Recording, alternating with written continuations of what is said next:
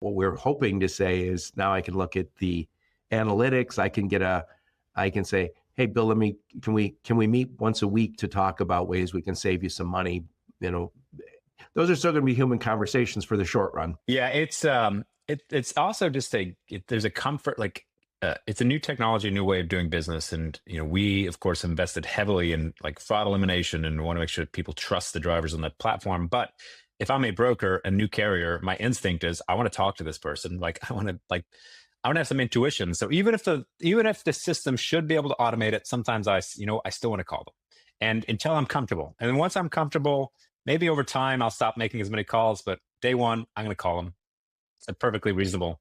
I don't move freight, so I this is easy for me to kind of say it from the cheap seats over here. But my sense is if I was bringing on a new carrier, I probably still want to pick up the phone and say, welcome aboard. And also, by the way, I just sent you an email. Did you get it? I believe all my freight fraud stuff, but having a conversation with somebody, nice freight fraud addition.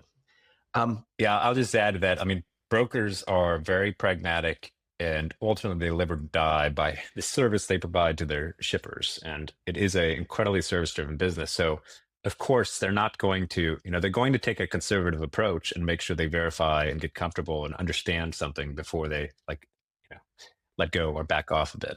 Oh, yeah, for sure. So let's talk about the impact on, so there's a lot of freight brokerages, they're your customers, and what changes with this big acquisition of the Convoy platform, what changes with your broker customers? Yeah, there's a lot of overlap. So all the brokers that we had were DAT customers already, which is great. So as we go forward, of course, there's going to be a lot of we're working through those roadmaps in terms of how all these things come together. We're less than 30 days into this, so it's still very early.